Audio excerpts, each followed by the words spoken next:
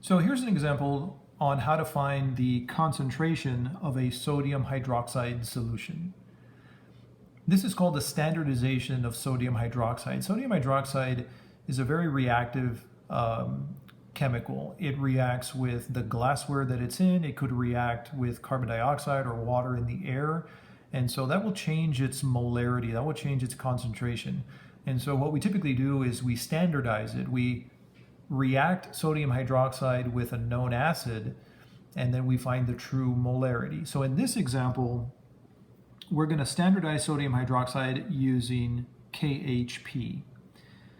So the concentration of a certain sodium hydroxide solution was determined by using the solution to titrate a sample of potassium hydrogen phthalate, usually called KHP. KHP is an acid with one acidic hydrogen, and its molar ratio with sodium hydroxide is 1:1. KHP has a molar mass of 204.22 grams per mole. And so there's a reason why we need all this information. So before we actually look at the problem, let me just write down a very basic equation just so that we can have something to look at. KHP plus sodium hydroxide gives us products. Now, we don't really need to know what the products are. We don't need to know how to write KHP. That's not really important to us right now because the problem has already given us the information that the mole-to-mole ratio is 1:1.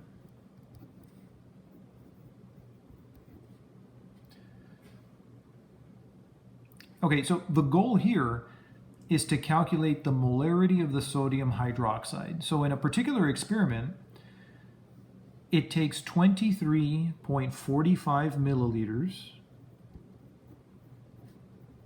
of sodium hydroxide to react with 0.6330 grams of the KHP. And the KHP, this mass is, we put this in a flask, we add water to it to make a solution. That doesn't change the number of moles of KHP present. So there's still the same moles of KHP. So what we want to do is titrate it. We want to react the KHP with sodium hydroxide. In this example, this is how much sodium hydroxide it takes to react with all of this. Notice the key words that I'm saying. This is the volume that it takes to react with all of this. So we're going to do some stoichiometry. And so we know that the mole-to-mole ratio is 1:1. So the goal, let's find the molarity. Now, remember, molarity is the mole of NaOH per liter of solution. And so we want to know this volume that reacted with all of this, KHP, how many moles of NaOH are in that volume?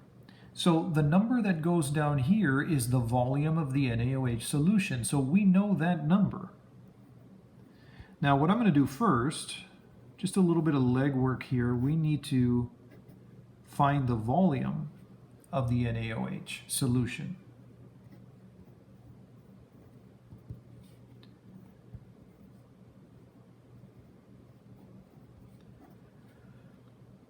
And so this is the number that's going to go in the denominator.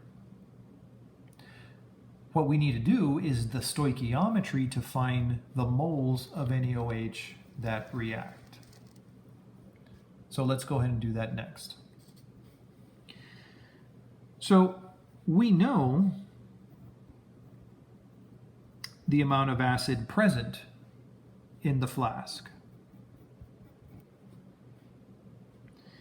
Let's convert this to moles.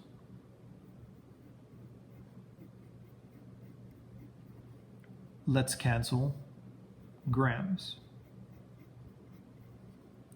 This is the molar mass, which of course was given to us in the problem. I'll go back up so you can see it. This is given to us.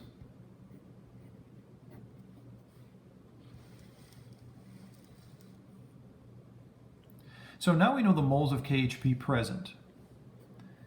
Let's convert to the mole of NaOH that reacts. Let's cancel moles of KHP. Again, this is given to us in the problem. The mole-to-mole ratio is 1:1. So that's given to us in the problem. So you can see what we've done here. We've taken what we know, the KHP, converted to moles of KHP, and finally converted to moles of what we're looking for. So in this case, the moles of NaOH that react, 0.00310 moles.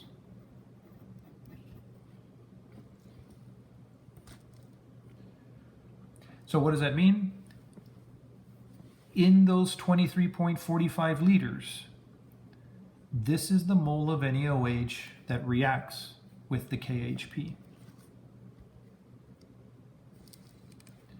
So let's go find the molarity. The moles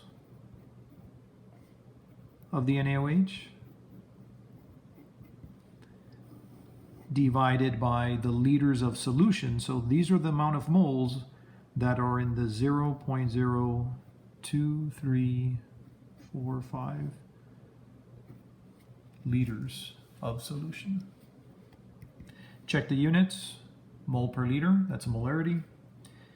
The molarity of the NaOH solution, 0.132 molarity of NaOH. Now, I've shown you the math here. I'm going to ask you to please go to your textbook and please go to the notes. Go read up on those titrations. Go read up about how we titrate acids and bases. The textbook also has a video on this, so you can take a look at that. But this is the math on how to solve for the molarity of NaOH.